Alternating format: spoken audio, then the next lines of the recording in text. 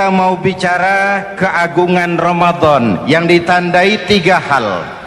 Pertama, Ramadan dipilih oleh Allah menjadi bulan tempat di mana pertama kali diturunkan Al-Quranul Karim, kitab suci kita, imam kita, pedoman utama dalam melaksanakan berbagai kegiatan hidup. Pertama, ia berisi akidah yang tujuannya menyelamatkan manusia dari ketergantungan kepada benda, menyelamatkan manusia dari kemusyrikan, baik syirik yang jali maupun syirik yang khafi. Syirik jali itu syirik terang-terangan, nyata-nyata menyembah berhala, nyata-nyata meyakini Tuhan lebih dari satu. Kalau gitu insya Allah kita aman. Tapi ada syirik khafi, syirik yang tersembunyi, menjadikan yang selain Allah sebagai tujuan akhir dari seluruh kegiatan hidup. Itu syirik khafi. Saya sejak pakai cincin ini rezeki lancar. Cincin. Saya sejak pakai gesper ini, jangan anak gadis, nenek-nenek ngelihat saya lemes. Gesper. Ini sejak ada perkutut di rumah ini, bisnis bagus. Perkutut. Kalau komputer lebih kita kagumi dari Allah, itulah berhala kita. Kalau pangkat lebih kita utamakan dari Allah, itulah berhala kita. Kalau ilmu lebih kita kagumi daripada Allah, itulah berhala kita. Quran membebaskan manusia dari ketergantungan kepada benda, membersihkan keyakinan, meluruskan tauhid dengan konsep akidah. Lalu sisi yang kedua, syariat untuk mengatur kehidupan sesama manusia.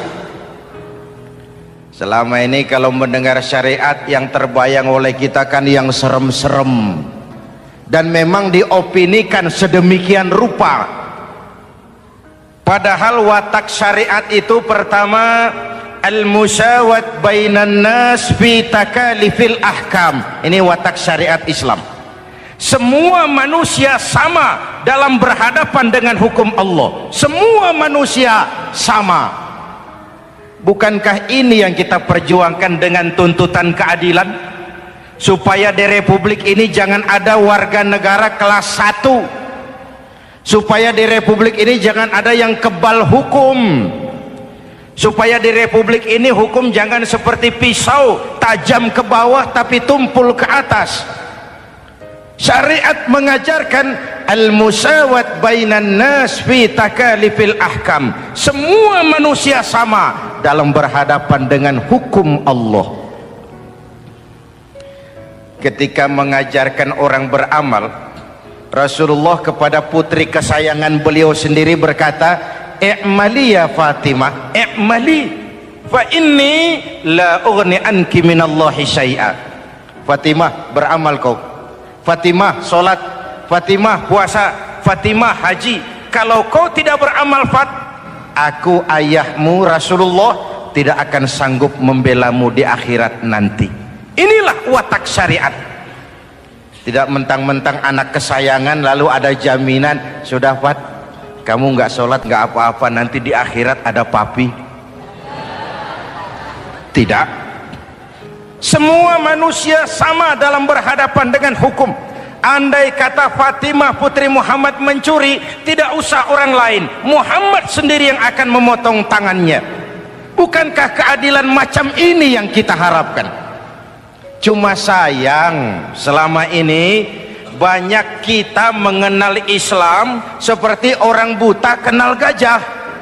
Ada 3 orang buta dilepas ke kebun binatang, disuruh kenal gajah. Saya yakin laporannya lain-lain. Orang buta pertama bilang, "Pak, gajah tipis lebar kayak kipas." Kenapa? Dia baru pegang telinganya. Orang buta kedua ngotot, goblok itu Pak.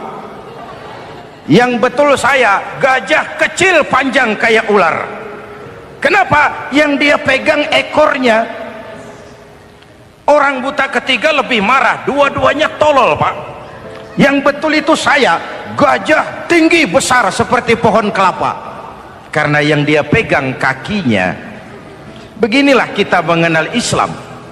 Seperti orang buta kenal gajah, frame of reference, kacamata pandangannya tidak total. Baru kenal kaki gajah sudah sok tahu gajah, baru kenal telinga gajah sudah sok kenal gajah. Kemana-mana pidato, saudara-saudara, gajah tipis lebar kayak kipas. Buat orang yang belum kenal gajah, dia menyesatkan. Buat orang yang sudah tahu gajah, senyum di kolom. Oh, kau baru kenal kupingnya kok. Begitulah kadang-kadang kita baca Quran, ayatnya yang keras, kesannya Islam itu sangar, Islam itu sadis, Islam itu perang. Di sisi lain ada yang adem, sejuk, lalu lahir generasi feminim. Buat saya yang terpenting semua kita perlu. Rasul mengajarkan, la takun ratban fatuksara wala yabisan fatuksara. Jangan lemah, nanti kau diinjak orang, tapi jangan keras, nanti kau dipatahkan orang. Hadirin yang saya hormati, lalu syariat juga punya at-tadrij fit tasri', tahapan dalam melaksanakan syariat. Oleh karena itu, Ramadan yang keagungannya ditandai dengan turunnya Al-Quran harus jadi momentum kembalinya kita kepada Al-Quran. Quran itu imam, kita ini makmum. Saya mau tanya, imam ikut makmum apa makmum ikut imam? Makmum ikut imam apa imam ikut makmum?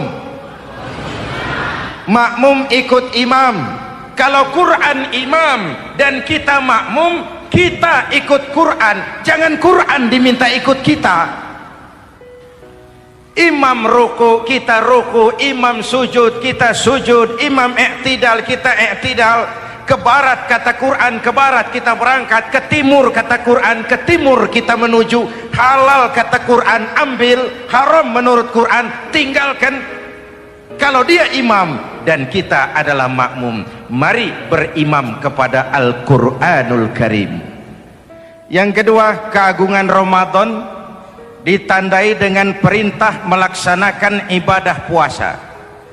Para ulama menyebut puasa itu ibadah sirriyah, ibadah rahasia, ibadah abstrak, tidak ada unsur sugesti.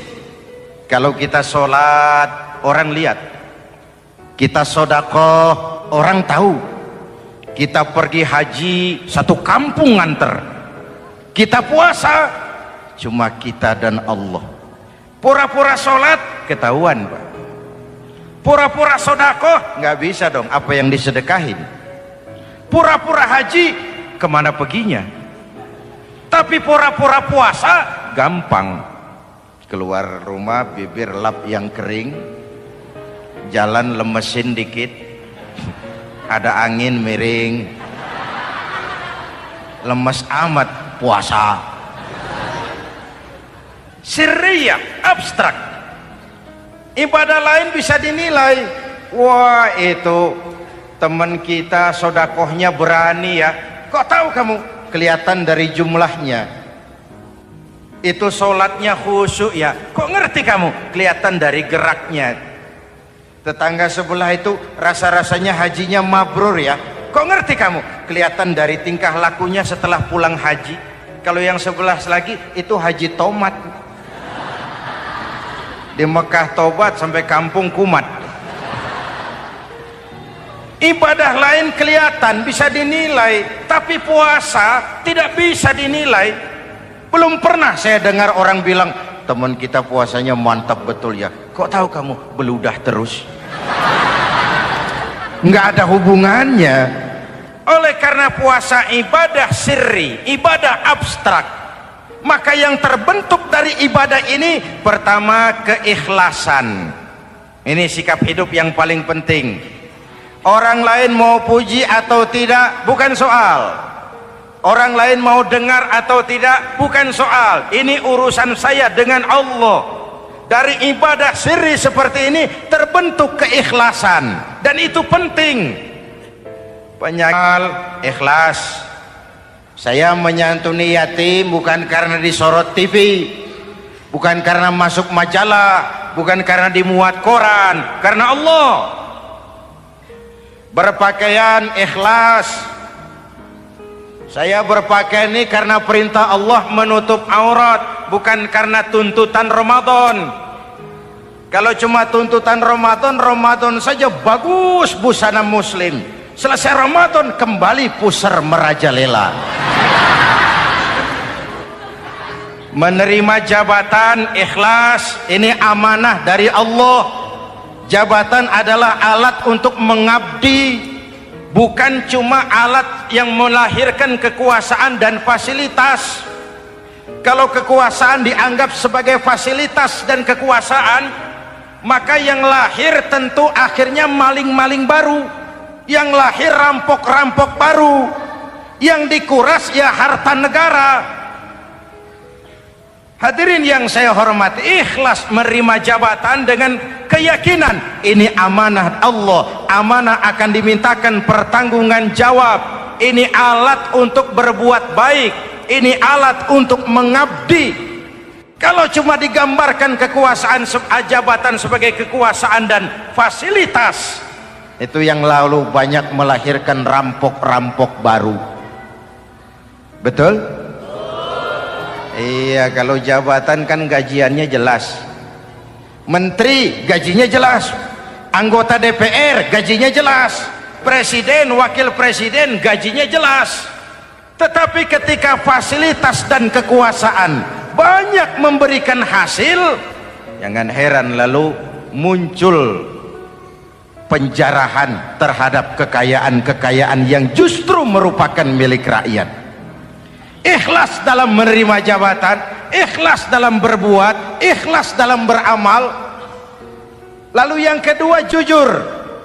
Tadi siang saudara sholat zuhur apa tidak? Sholat. Yang sholat?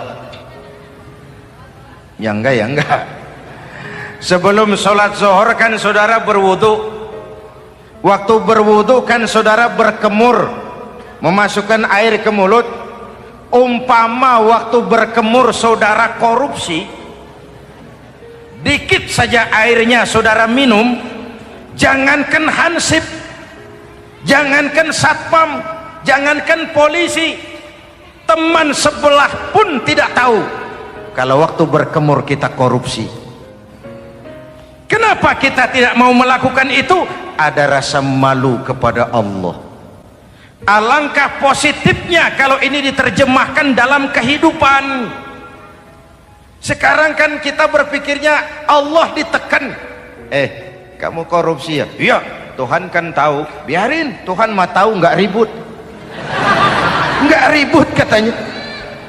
Tapi kalau orang, 3 orang saja tahu, geger kantor. Bayangin, Tuhan aja ditekan, Tuhan diintimidasi, apalagi orang lain.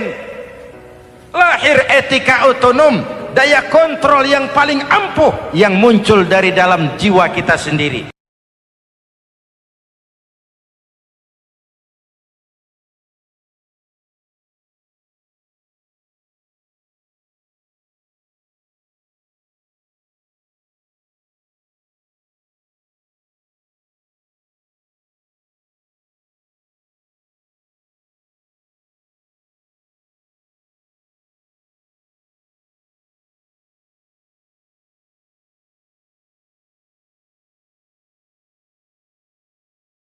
Wa in sabahu ahadun aw qatalahu falyaqul inni shaim, inni shaim.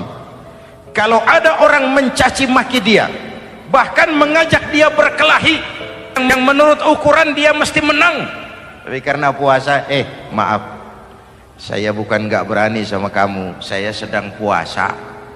Kalau mau berkelahi juga ntar aja habis buka, segeran dikit berantemnya. Inni shaim, maaf saya sedang berpuasa. Itu merupakan benteng. Orang itu kan kalau lagi puasa kondisi lapar, haus, temperamen kan tinggi, sedikit tersinggung temperatur naik, sama marah gampang. Kalau waktu begitu dia bisa sabar, ketika kenyang sudah nggak ada masalah. Sabar baik dalam taat kepada Allah.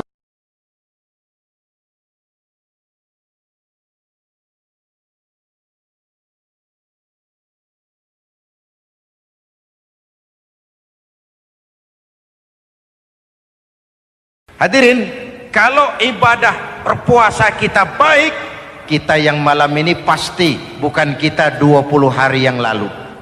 Kita yang malam ini, kita yang sudah ditempa oleh penggojologan Ramadan, ditempa oleh kawah candra di mukanya Ramadan, sehingga membias dalam pembentukan pribadi.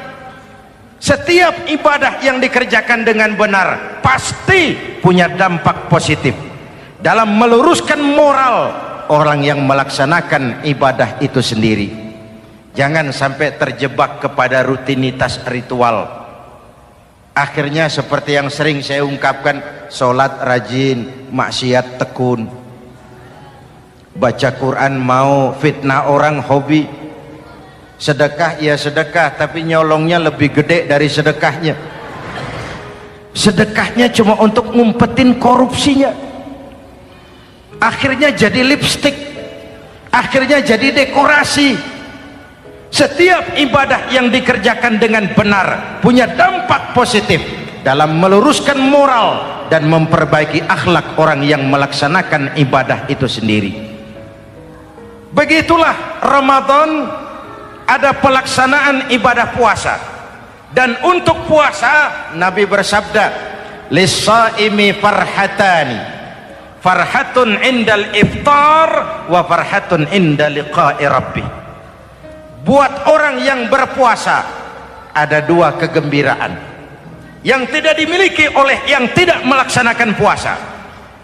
Dua kegembiraan. Pertama, farhatun indal iftar, kegembiraan menjelang saat-saat berbuka. Hati itu besar, rasa optimisme, padahal bukanya cuma sama tempe, sama tahu, sama ikan asin. Tapi entah makin dekat maghrib hati makin berbunga, ada kebahagiaan yang tidak bisa diceritakan. Allahumma lakasumtu, ya Allah hari ini saya laksanakan perintahmu, saya lawan rasa nafsu, saya tempuh lapar, haus, saya tunaikan semua ini. Itu kegembiraan yang puasa. Yang kedua, wa farhatun inda liqa'i rabbih, kegembiraan kedua nanti di akhirat pada saat bertemu dengan Allah subhanahu wa ta'ala. Masuk surga nikmat, bertemu Allah jauh lebih nikmat. Hadirin yang saya hormati, bahkan di surga ada sebuah pintu yang khusus disiapkan bagi orang-orang yang melaksanakan puasa. Tidak bisa masuk ke pintu itu kecuali orang yang puasa. Dan pintu itu disebut pintu Rayyan, Babur Rayyan, pintu Rayyan, yang hanya boleh dimasuki orang-orang yang melaksanakan ibadah puasa. Hadirin, lalu yang berikutnya ibadah puasa ganjarannya abstrak. Kalau ibadah lain kita bisa lihat itu, sholat berjamaah pahalanya begini, haji kalau mabrur pahalanya begitu, sodakoh pahalanya begini. Puasa Allah cuma bilang asyamu li wa ana ajzibi, puasa untukku dan aku yang membalasnya. Berapa besar balasan Allah tidak diberitahu. Artinya apa? Kalau saudara kerja, mandor bilang, mas kau kerja sama saya, gajimu sebulan 5 juta, ketahuan sebulan 5 juta, kita kan bisa kong kalingkong, ada mandor rajin, tidak ada mandor kendor, pokoknya jatah 5 juta.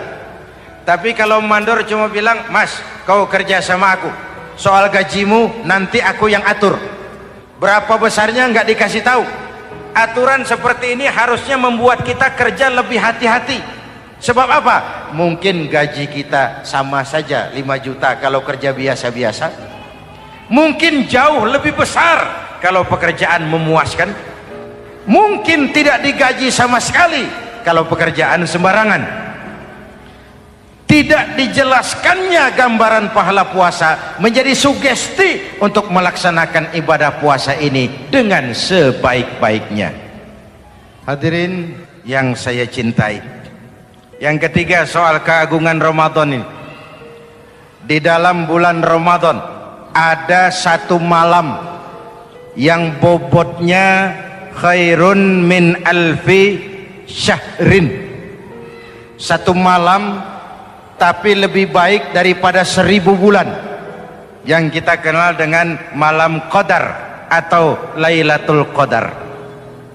Sementara itu adanya pada sepertiga yang akhir dari bulan Ramadan, terutama di malam-malam ganjil. Di negeri kita lihat terjadi pergeseran nilai. Awal-awal Ramadan, minggu pertama pasar sepi, masjid ramai, full house, meledak. Betul? Padahal Rasul memberikan contoh, kalau sudah masuk sepertiga yang akhir Ramadan, beliau sing-singkan lengan baju, hamparkan sajadah, lebih banyak di masjid daripada di rumah. Itu baginda Rasul. Sing-singkan lengan baju, hamparkan sajadah, lebih banyak di masjid daripada di rumah. Hadirin yang saya hormati, di situ makna meraih kemenangan. Karena itu lebaran lain dengan Idul Fitri. Lebaran siapa saja boleh ikutan, tapi Idul Fitri milik orang yang melaksanakan ibadah Ramadan dengan baik. Nah, saya kembali kepada Lailatul Qadar. Semua kita, kecil atau besar, sengaja atau tidak, khilaf atau terpaksa, pasti punya yang namanya dosa. Di sini semua yang hadir nih, include saya, apa ada yang tidak punya dosa? Ayo, jujur. Apa ada di antara kita di sini yang nggak punya salah? Apa ada yang nggak punya dosa? Setiap kita, kecil, besar, sedikit, banyak, terlupa, terpaksa, pasti punya salah. Sekarang kalau mau hitung dagang, kita diberi umur 65, 40 tahun penuh dosa, lalu taubat 25 tahun. Menurut neraca hukum dagang belum seimbang. Dosa 40 tahun ditebus taubat 25 tahun. Menurut neraca hukum dagang. Untung Allah tidak dagang-dagangan kepada kita. Di Ramadan ini Allah ngobrol pahala. Di Ramadan ini Allah membuka pintu rahmah yang seluas-luasnya. Sampai-sampai ada hadis qudsi, "Lau amiltumul khataya hatta mala'atis sama thumma nadimtum fataballahu alaikum." Kalaupun kamu berbuat dosa, penuh langit dengan dosamu, kemudian kamu menyesal dan bertaubat, Allah pasti akan menerima taubatmu. Hadirin yang saya hormati, inilah momentum Ramadan, saat dimana kita melakukan pemutihan diri. Masih ingat cerita dalam kitab Durratun Nasihin? Saya ulang lagi cerita ini untuk sugesti.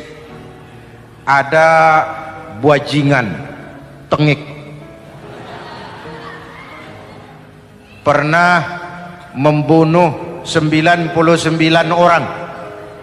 Satu saat hidayah datang kepadanya, terniat ingin bertaubat. Dicarinya seorang ustadz, ketemu ustadz kepala ngajar. Ustadz, ya, apa? Saya mau taubat, diterima apa tidak taubat saya? Emangnya dosa kamu apa? Saya pernah membunuh 99 orang, Ustaz. Ustadznya melotot. Wih, banyak amat. Nggak segampang itu nyawa hak prerogatif Allah. Cuma Allah yang berhak ngambil. Membunuh tanpa alasan yang benar, dosa besar. Dosamu kelewat banyak, Mas. Nggak bisa. Dia vonis lebih dulu kayak surga milik bapak moyangnya. Ini preman kita pikir ini ustadz saya niat baik-baik kok ngomong yang nggak enak. daripada 99 tanggung. Saya lempengin aja nih urusan dah. Dibabat lagi Ustadz, tamat, selesai, pas, cepet. Niat taubatnya masih terus, dia mengembara sampai ketemu seorang ustadz yang bijak. Waalaikumsalam Ustadz. Assalam. Ada apa? Ustadz, saya mau taubat, diterima apa enggak sih? Oh, sebelum mentari terbit dari sebelah barat, sebelum napasmu sampai di tenggorokan, Allah akan menerima taubatmu. Boleh jadi dosamu besar, tapi ampunan Allah lebih besar dari dosamu. Begitu Ustaz. Iya. Cuman ngomong-ngomong, dosamu apa sih? Ustaz, saya sih tadinya cuma bunuh 99 orang. Terus ada Ustaz ngomongnya nggak enak, jadi saya cukupin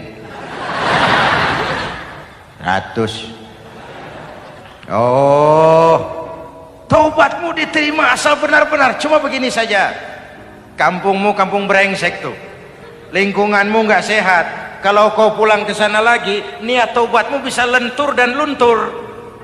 Kamu pindah saja, hijrah ke kampung lain yang lebih baik. Baik Ustadz, terima kasih. Wah, ngepak koper, pindah. Belum sampai ke kampung yang dituju, ajal datang merenggut nyawa. Ketika ruh keluar dari jasad, ini malaikat rahmah dengan malaikat azab rebutan. Kata malaikat rahmah, ini jatah saya, orang ini sudah taubat, tempatnya di surga. Kata malaikat azab, nanti dulu, taubat si taubat, 100 bagaimana urusannya? Bertengkar. Akhirnya Allah mengutus malaikat Jibril, kau adili. Kata Jibril, ukur sajalah mana yang lebih dekat, kampung yang dituju atau kampung yang ditinggalkan. Ketika diukur, kampung yang dituju lebih dekat dari kampung yang ditinggalkan. Kata Jibril, dia jatah malaikat rahmah, taubatnya diterima Allah. Nah, kalau mendengar riwayat seperti ini, jangan diartikan bahwa untuk taubat mesti membunuh 100 orang. Ini harus diartikan bagaimanapun besar dosa dan kesalahan yang kita lakukan, jangan putus asa dari rahmat Allah. Sebaliknya, bagaimanapun banyak kebaikan yang kita kerjakan, jangan puas hati dan sombong diri. Kita belum tahu akhir perjalanan hidup ini. Kita hanya berbuat dan berbuat. Kepastian itu haknya Allah. Ada yang masuk neraka karena menyiksa kucing, ada yang masuk surga walaupun sudah membunuh 100 orang.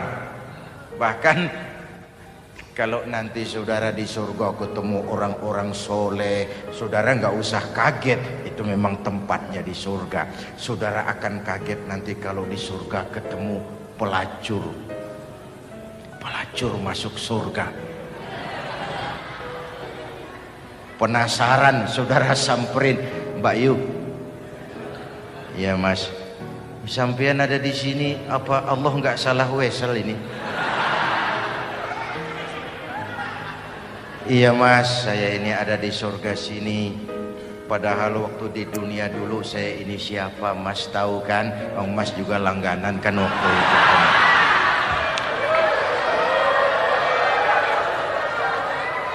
Tapi terus terang saja Mas, waktu di dunia itu saya terpaksa betul. Sejak lahir saya sudah yatim piatu. Sejak kecil sudah yatim piatu.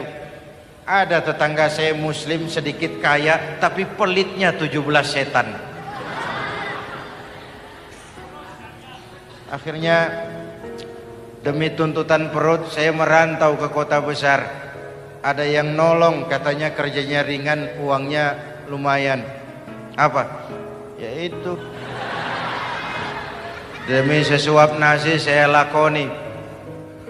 Satu malam saya lagi berangkat dagang, lewat masjid Baitul Ihsan,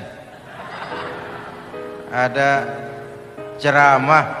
Saya dengar dari jauh, Ustadznya pidato, katanya Allah berpesan, "Lau amiltumul khataya hatta mala'atis sama, thumma nadimtum, fataballahu alaikum." Kalaupun kamu berbuat dosa, penuh langit dengan dosamu, lalu kau menyesal dan bertaubat, Allah pasti akan menerima taubatmu. Mendengar hadis itu, Mas, berlinang air mata saya. Terbayang dosa-dosa yang pernah saya lakukan. Terbayang orang-orang yang pernah menanamkan modal asing.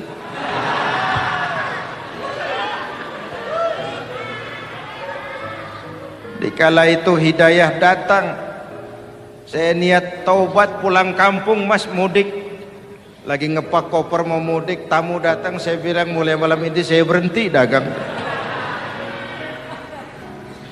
Taubat saya sebenar-benarnya, taubat saya diterima Allah, walaupun mampir dulu, transit dulu di tempat lain, akhirnya saya sampai juga ke sini. Inilah Ramadan. Orang baik bukan orang yang tidak pernah salah, karena tidak ada orangnya yang tidak pernah salah.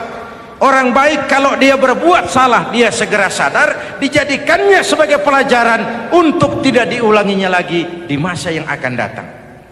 Maka Nabi berpesan, tuba liman syaghalahu aibuhu an uyubin nas. Beruntung benar orang yang kekurangan dirinya menyebabkan dia sibuk sampai tidak sempat mencari-cari kekurangan orang lain. Tapi celaka benar orang yang terlalu sibuk mencari-cari kekurangan orang lain sampai lupa dengan kekurangan dirinya sendiri. Hadirin, karena itu menurut Al-Imamul Ghazali, Lailatul Qadar itu malam istimewa. Adanya pada sepertiga yang akhir di malam-malam ganjil, 21, 23, 25, 27, 29. Tetapi yang ingin mendapatkan Lailatul Qadar harus berjaga-jaga sejak awal Ramadan. Nggak bisa pakai ilmu ngancem. Wah, ini 21 malam nih, nggak keluar-keluar dari masjid. 22 libur, 23 absen lagi. Nggak bisa seperti itu. Ingin mendapatkan Lailatul Qadar harus berjaga-jaga sejak awal Ramadan. 1000 bulan kira-kira 83 tahun. Rata-rata umur orang sekarang kita ini jarang yang sampai 83. Jarang. Kalau menyontoh Rasul, jatah kita 63. Hadirin yang saya hormati, sehingga dikatakan itulah fasilitas yang diberikan Allah kepada umat Muhammad ini. Walaupun umurnya relatif pendek, tapi amaliyahnya tidak kalah dengan umat zaman dulu. Benar, Nabi Nuh umurnya 950 tahun. Ibadah umatnya berarti panjang, tetapi mereka tidak ada Lailatul Qadarnya. Benar, Nabi Adam umurnya panjang, 2000 tahun, umatnya rata-rata sekian.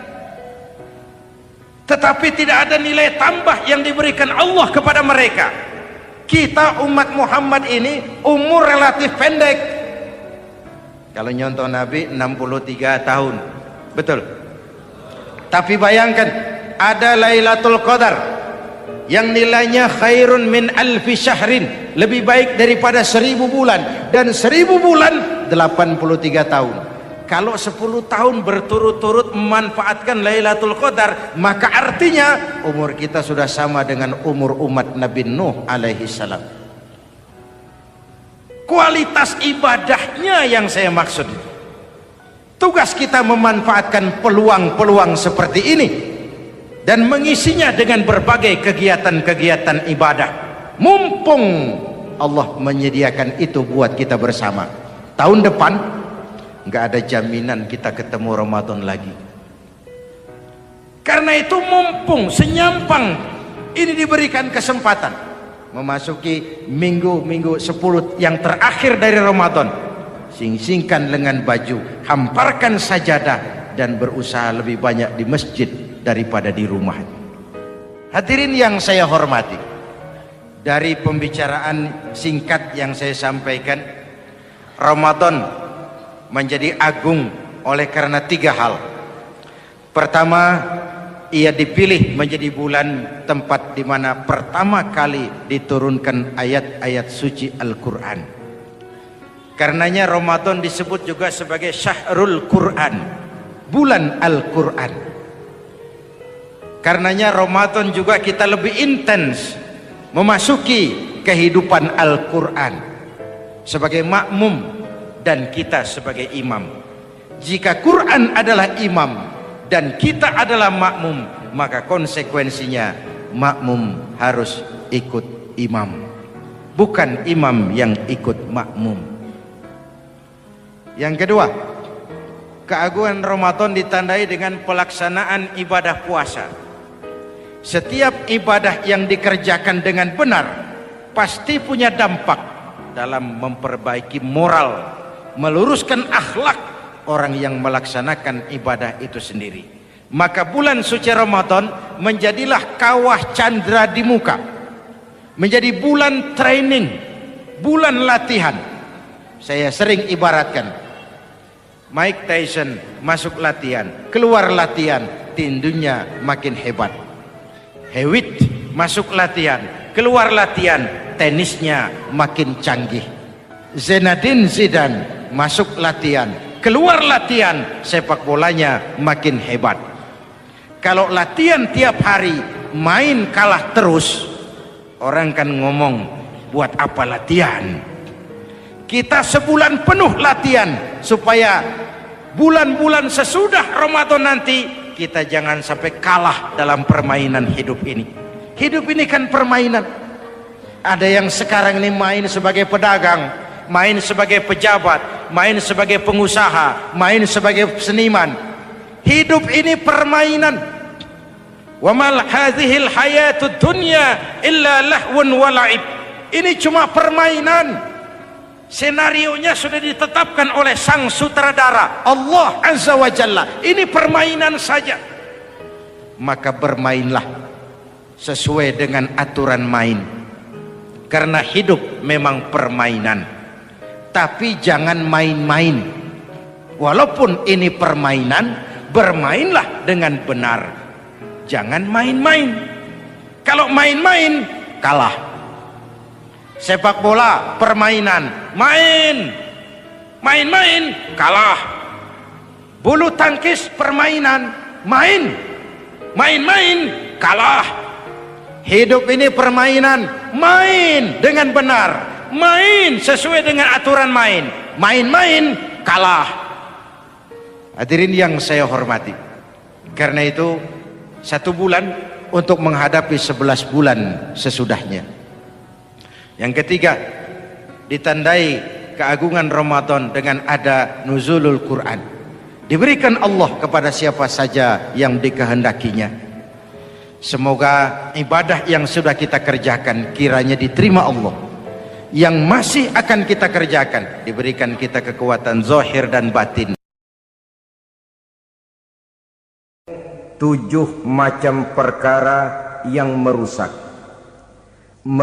akidah dan keimanan, merusak amal perbuatan yang sudah kita kerjakan, merusak sendi-sendi kehidupan sosial, pendek kata merusak segala hal di dalam kehidupan kita.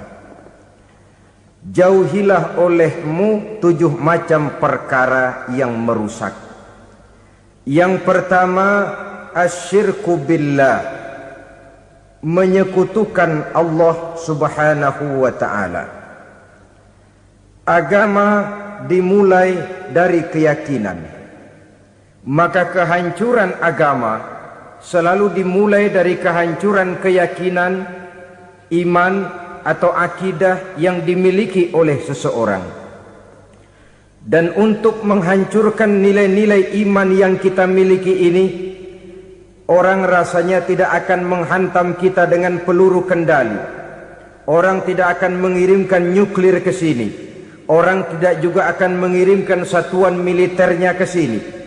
Untuk menghancurkan nilai-nilai iman, dibanjiri kita dengan paham-paham yang merusak dan mendangkalkan akidah. baik ia bernama materialisme, baik ia bernama sekularisme, baik ia bernama banjirnya maksiat dan munkarat, baik ia bernama banjirnya peradaban dan kebudayaan yang menghancurkan moral daripada anak-anak kita, sedikit demi sedikit melenturkan dan melunturkan nilai-nilai keimanan kita, untuk kemudian pada waktunya nilai iman itu akan bertukar dan berganti menjadi nilai syirik kepada Allah Subhanahu wa ta'ala. Atau pada sisi lain menjadikan yang selain Allah sebagai tujuan akhir daripada kehidupan kita. Sedangkan kita sama-sama maklum bahwa di dalam pandangan agama Islam, dosa yang tidak berampun, dosa yang terbesar, termasuk dalam kategori bapak moyangnya dosa, tidak lain adalah syirik, yakni menyekutukan Allah Subhanahu wa ta'ala. Pola penghancuran iman ini memang berstrategi. Ditawarkan kita kepada paham materialisme, paham kebendaan, di mana otak menempati urutan sebagai ranking pertama, Tuhan jatuh pada urutan kedua. Lalu menyusul kepada paham sekularisme, Allah dipisahkan dari seluruh kegiatan hidup ini, untuk pada gilirannya menjadikan yang selain Allah sebagai tujuan akhir daripada seluruh kegiatan hidup kita. Oleh karenanya, kewajiban menjaga nilai-nilai iman ini merupakan kewajiban yang mulia tetapi berat, tidak hanya untuk kita, tetapi juga bagaimana mewariskannya kepada anak-anak kita, generasi yang akan datang. Orang-orang tua bijaksana yang diceritakan di dalam Al-Quran, kalau sudah berpikir tentang anak-anaknya, pertanyaan yang paling mereka risaukan ialah, ma ta'buduna min ba'di. Anakku, kalau pada satu saat aku, ayahmu sudah tidak ada lagi di dunia ini, meninggalkan kamu semua, ma ta'buduna min ba'di, apa yang akan kamu sembah nak? Jikalau sekarang ayahmu masih mau ke masjid, masih mau melakukan rukuk dan sujud, masih beribadah menyembah Allah Subhanahu wa ta'ala, kalau orang tuamu sudah tidak ada, ma ta'buduna min ba'di, masihkah engkau mau datang ke masjid? Masihkah engkau mau rukuk dan sujud? Masihkah engkau mau menyembah Allah Subhanahu wa ta'ala? Pertanyaan ini yang dipikirkan oleh Nabi Yakub kepada putra-putranya. Pertanyaan ini yang diteruskan oleh Nabi Ibrahim kepada anak-anaknya. Pertanyaan ini yang diwariskan oleh generasi ulama salafus saleh kepada para generasi berikutnya. Bagaimana kita generasi sekarang? Kita orang-orang tua sekarang bukan berfikir ma ta'buduna min ba'di, malah yang kita fikirkan ma ta'kuluna min ba'di. Kalau bapak tidak ada nanti kamu makan apa nak? Perkara kamu nyembah apa, urusan nomor 18. Yang penting kamu nanti hidup bisa makan nak. Maka kita sibuk mewariskan harta kepada anak-anak kita. Kita sibuk mewariskan kebun dan tanah kepada anak-anak kita. Kita sibuk mewariskan pabrik kepada anak-anak kita, sementara kita lupa mewariskan intan yang paling mahal, mewariskan mutiara yang paling berharga, yaitu nilai iman kepada Allah Subhanahu wa ta'ala. Alangkah baiknya apabila warisan harta, warisan tanah dan kebun, warisan rumah dan pabrik didasari lebih dahulu dengan mewariskan nilai iman kepada Allah Subhanahu wa ta'ala. Sebagai orang-orang tua, kita boleh bersedih kalau anak kita tidak mengerti komputer. Kita boleh bersedih kalau anak kita tidak mengerti matematika. Kita boleh bersedih kalau anak kita tidak mengerti bahasa Inggris. Tapi sewajarnya lebih bersedihlah kita orang tua jikalau mempunyai anak yang tidak kenal Allah sebagai Tuhannya, yang kemudian tidak mau rukuk dan sujud kepada Allah Tuhannya. Itulah kemalangan yang paling malang bila kita meninggalkan generasi yang tidak bertauhid kepada Allah Subhanahu wa ta'ala. Betapapun anak kita tidak ngerti komputer, saudara, paling-paling kerugiannya cuma kerugian dunia. Masuk dia ke alam barzakh, munkar nakir tidak akan sempat tanya kau belajar komputer apa tidak.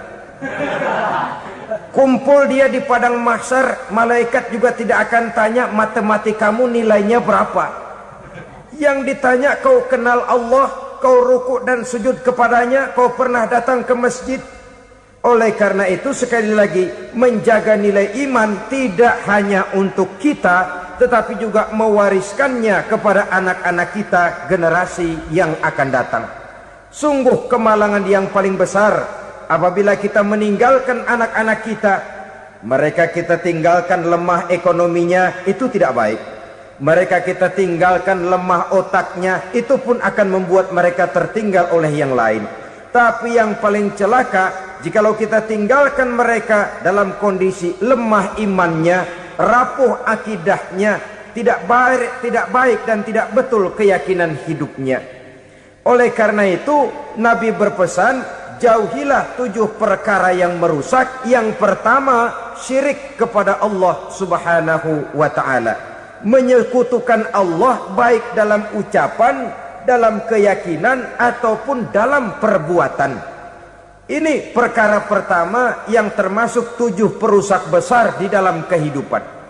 Kalau sudah jatuh kita ke lembah syirik, bagaimanapun banyak kebaikan yang kita kerjakan, berjiwa sosial, bertangan pemurah, gemar menolong orang lain, kalau memang dasarnya syirik, maka seluruh kebaikan kita akan hancur, tidak akan ada nilainya dalam pandangan Allah subhanahu wa ta'ala.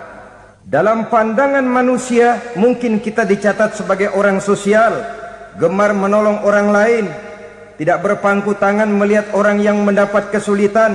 Tapi oleh karena dasarnya syirik, dasarnya tidak mentauhidkan Allah, maka seluruh nilai kebaikan yang kita kerjakan tidak akan ada nilainya dalam pandangan Allah subhanahu wa ta'ala.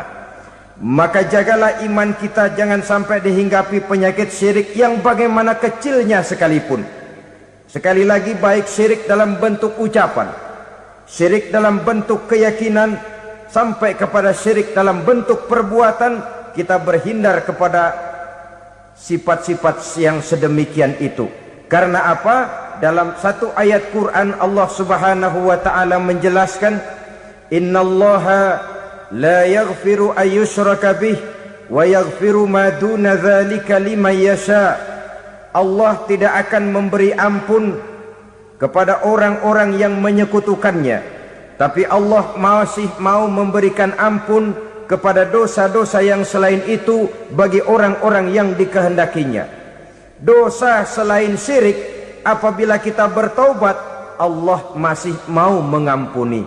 Tapi kalau sudah jatuh ke tempat syirik, itu sudah dosa yang tidak berampun. Taubatnya tidak lain melepas syirik, kembali kepada tauhid, berkeyakinan bahwa hanya ada Allah subhanahu wa ta'ala, Tuhan satu-satunya, yang lam yalid walam yulad walam yakul lahu kufuwan ahad.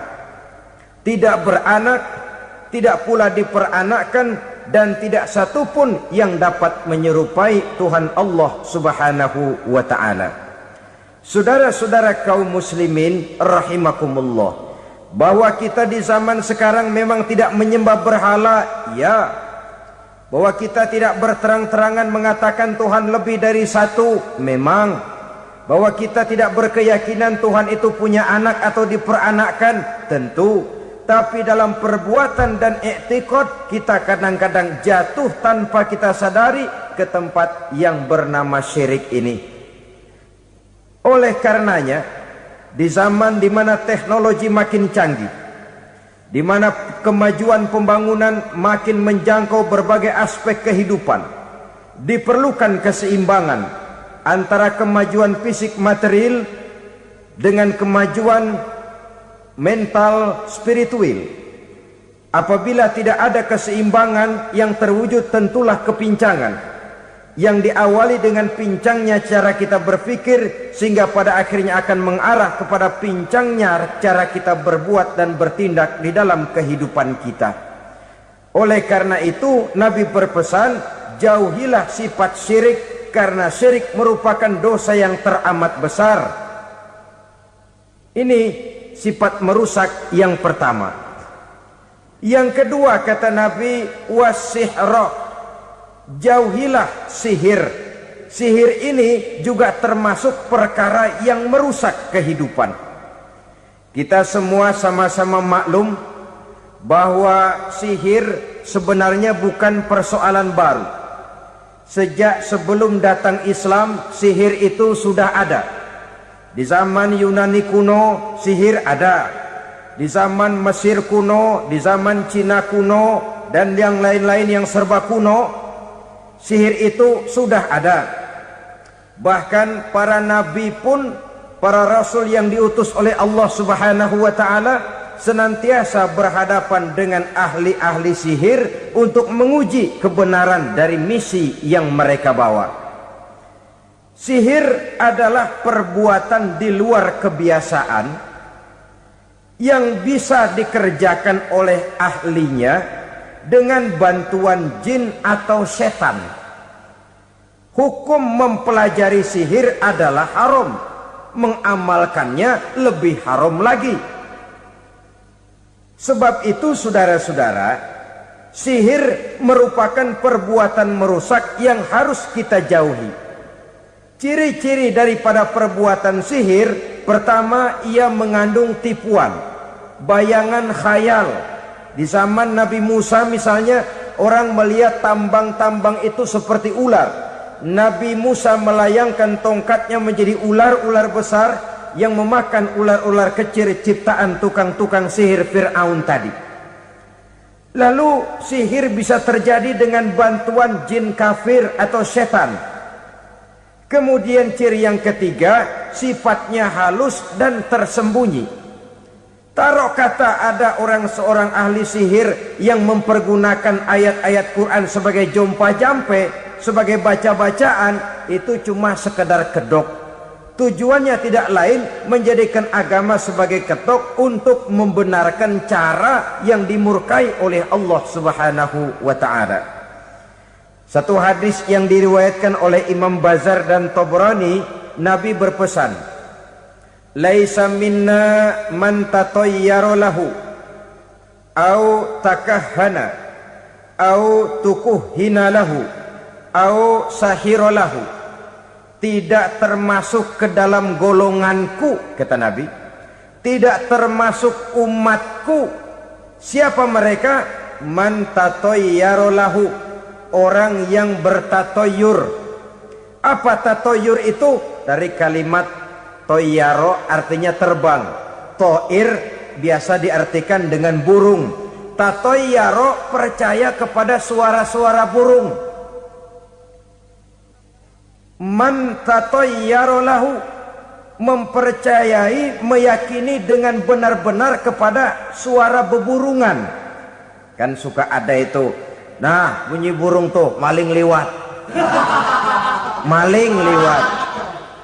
Burung bunyi, maling liwat. Itu termasuk tatayyara lahu, percaya kepada suara burung.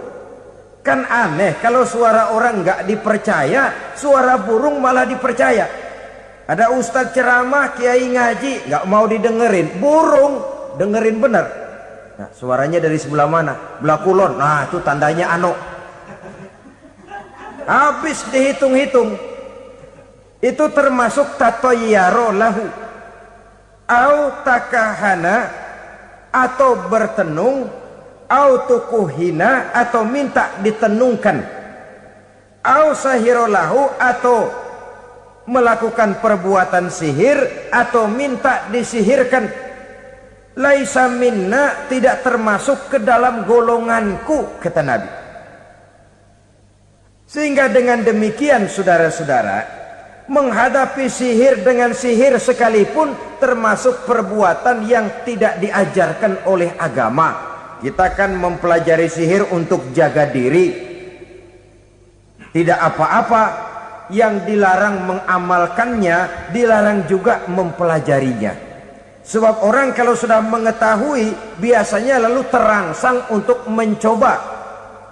Kalau percobaannya berhasil, biasanya terangsang untuk coba lagi dan coba lagi. Pada akhirnya ketagihan, lalu beralih menjadi profesi, apalagi itu nanti bisa mendatangkan hasil uang. Saudara-saudara kaum muslimin rahimakumullah, kita manusia makhluk nyata, kita hidup di alam nyata, terikat oleh sunnatullah, causality. Oleh karenanya bagi kita keyakinan yang penuh, keikhlasan di dalam bertuhankan Allah, penyerahan diri sepenuhnya hanya kepadanya, itu sudah merupakan obat penangkal yang sangat ampuh agar kita tidak terkena penyakit-penyakit yang dibuat oleh setan dan para pembantunya. Sehingga beberapa ayat Quran mengajarkan, misalnya a'udzu bikalimatillahi tammati min syarri ma khalaq, atau bismillazi la yadurru ma'asmihi syai'un fil ardi wala fis sama, dengan menyebut nama Allah yang tidak bisa mendatangkan bahaya sedikit pun, dari baik yang datang dari langit maupun yang datang dari bumi. Jiwa yang kosong dari keyakinan yang penuh kepada Allah, jiwa yang penuh was-was dan ragu-ragu, itu yang mudah terserang oleh penyakit-penyakit yang dikerjakan oleh para tukang-tukang sihir, yaitu oleh setan dan seluruh para pembantunya. Kemudian hadis kedua yang diriwayatkan oleh Imam Ibnu Hibban, Nabi bersabda, la yadkhulul jannata mudminu khamrin wala mu'minu bisihrin wala qati'u rahmin. Tidak masuk surga. Ini Nabi yang bilang, tidak masuk surga. Siapa itu? Pertama, mudminu khamrin, orang yang berkekalan dalam mabuk. Selalu mudminun itu sudah menjadi perbuatan rutinnya, tidak kapok-kapoknya, teler seumur hidup. Mudminu khamrin, tidak masuk surga orang yang selalu bermabuk-mabukan. Yang kedua, wala mu'minu bisihrin, orang mukmin tapi main sihir. Ini juga oleh Nabi diperingatkan, tidak akan masuk surga orang mukmin tapi suka main sihir. Wala qati'u rahmin, dan tidak juga orang yang memutuskan silaturahmi. Tiga macam manusia yang diperingatkan Nabi tidak akan masuk surga: orang yang selalu mabuk, orang mukmin yang main sihir, dan orang yang memutuskan silaturahmi. Saudara-saudara kaum muslimin rahimakumullah.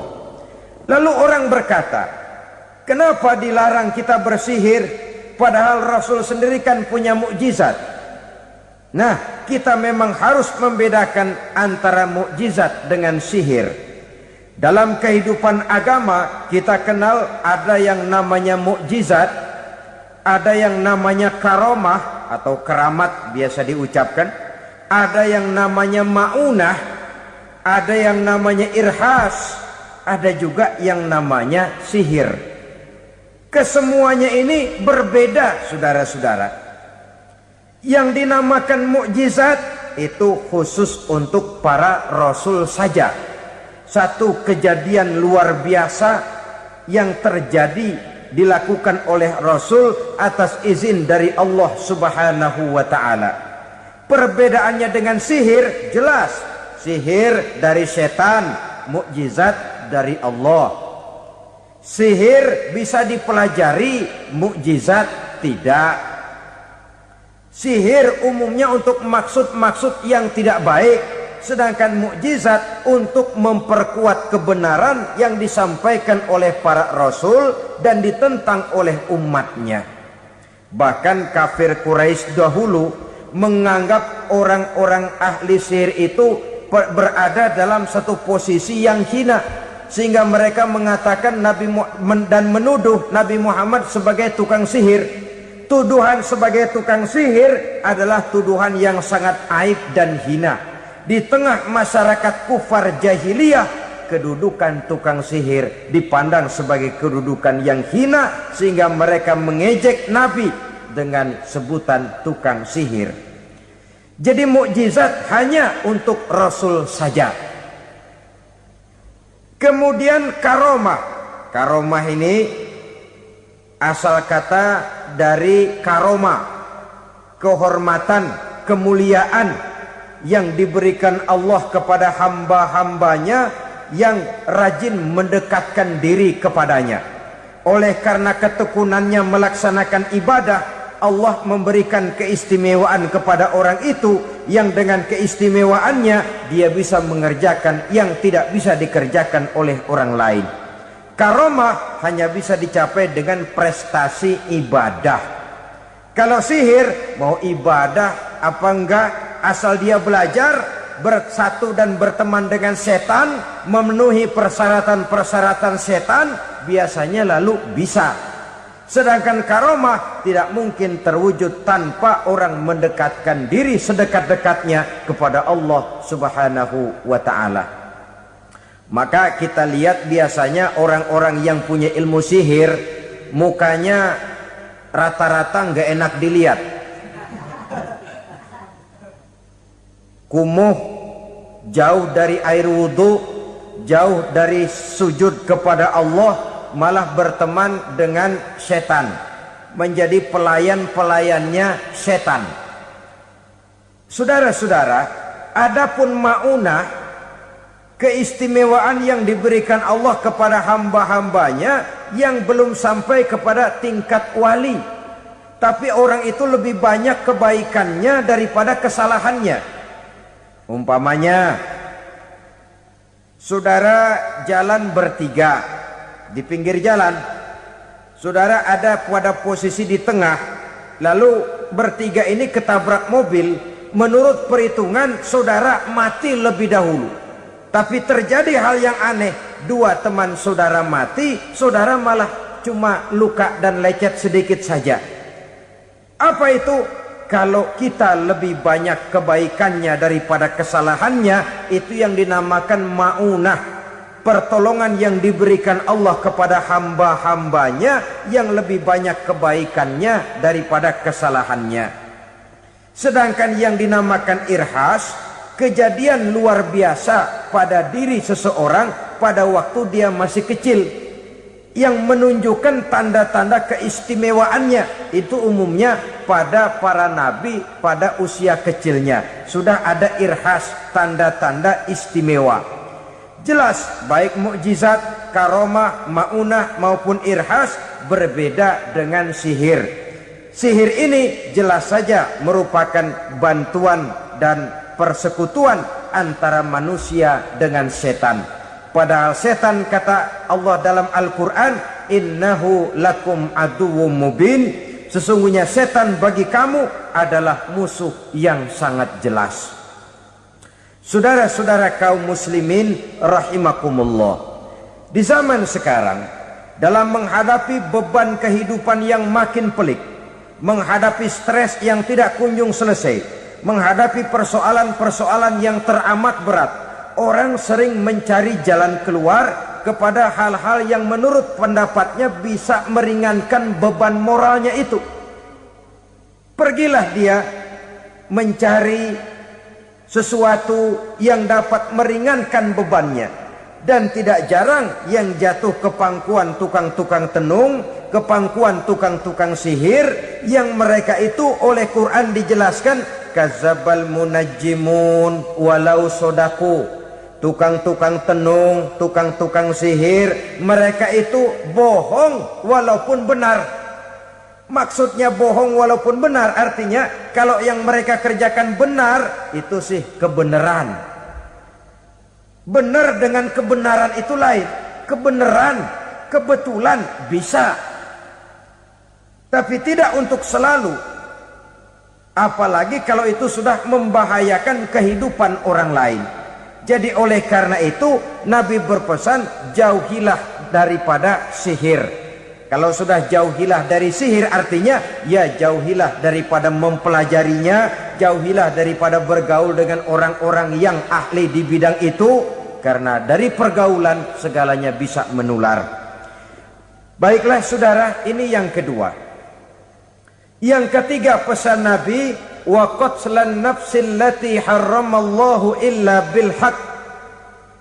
Membunuh orang lain dengan cara yang tidak benar. Membunuh orang yang diharamkan oleh Allah Subhanahu wa taala untuk melakukannya kecuali dengan alasan yang benar.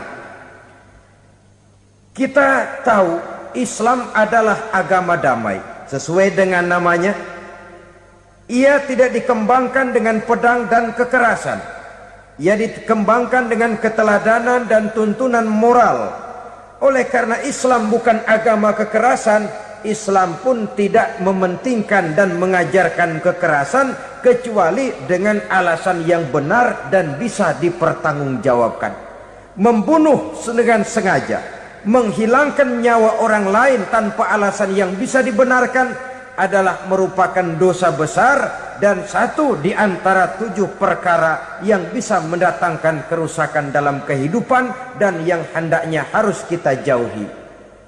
Saudara-saudara kaum muslimin rahimakumullah, beberapa waktu yang lalu di sebuah kota kecil yang indah bernama New Auckland. Saudara tahu New Auckland? Itu dari Gunung Kidul masih ngidul lagi. Pernah diadakan satu seminar yang membicarakan bagaimana menyelamatkan masyarakat manusia dari bahaya Perang Dunia Ketiga. Diperkirakan kalau terjadi Perang Dunia Ketiga, manusia tidak akan tersisa. Sebab apa? Pada waktu itu, cadangan nuklir yang dimiliki oleh bersama Amerika dan Rusia konon sudah sanggup memusnahkan 6 miliar manusia pada saat jumlah manusia baru 5 miliar. Jadi kelebihan nuklir dunia ini. Kalau terjadi Perang Dunia Ketiga, sulit manusia untuk tersisa. Maka dibahaslah di dalam seminar itu, wah, supaya tidak terjadi Perang Dunia Ketiga, maka perlombaan membuat senjata-senjata canggih, alat-alat pembunuh modern harus segera dibatasi. Dibahas, tidak mungkin kita membatasi perlombaan membuat senjata. Kenapa? Makin maju ilmu dan teknologi, makin canggih senjata yang ditemukan. Atom sudah meningkat menjadi nuklir, nuklir sudah meningkat menjadi neutron, dan kita tahu bom yang bernama neutron ini bom yang cukup membunuh tanpa perlu merusak. Artinya kalau dia diledakkan di kota kita ini, bangunan utuh, jembatan tidak ambruk, rumah-rumah tetap berdiri, tapi semua yang bernama hidup mati. Itu katanya lebih sopan dari bom atom. Sebab kalau si atom ini sudah membunuh, merusak pula. Neutron cukup membunuh saja tanpa perlu merusak. Jadi majunya senjata-senjata teknologi sebagai akibat yang logis dari kemajuan ilmu pengetahuan ini tidak bisa kita batasi. Dan memang sebenarnya yang bahaya bukan senjatanya, tapi manusia yang mengendalikan senjata itu. Mereka kembali kepada prinsip the man behind the gun. Bukan senjatanya yang bahaya, tapi manusia yang mengendalikan senjata itu yang bahaya. Walaupun senjatanya modern, katakanlah model M16 umpamanya, kalau yang mengendalikannya orang beriman, insya Allah aman. Tapi biar megang cuma senapan angin, kalau yang megang orang brutal, ngeri kita deket-deket. Apalagi kalau memang bukan ahlinya menggunakan senjata, bisa ngeker kaki kena jidat.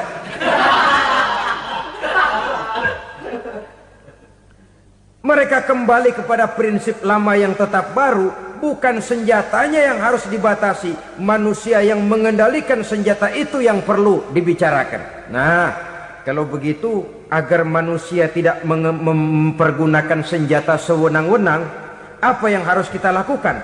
Ya, manusianya harus bermoral.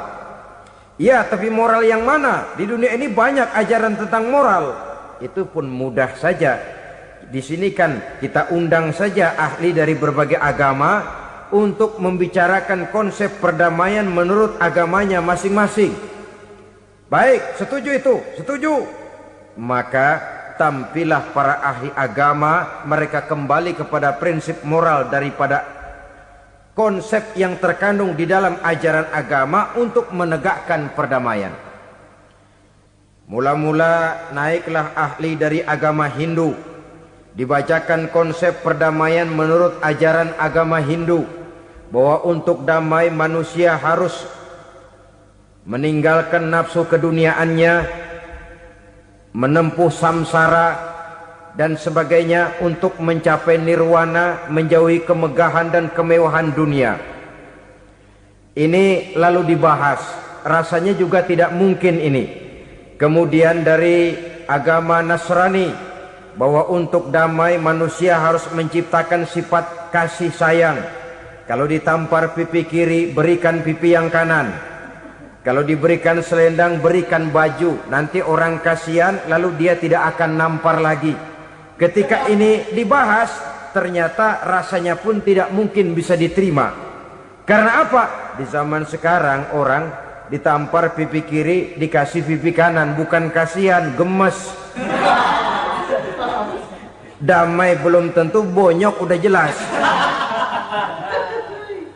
Lalu ketika dibacakan konsep perdamaian menurut Quran, di mana disampaikan ayat wa jazaa'u sayyi'atin sayyi'atun misluha faman afa wa aslaha fa ajruhu 'ala Allah.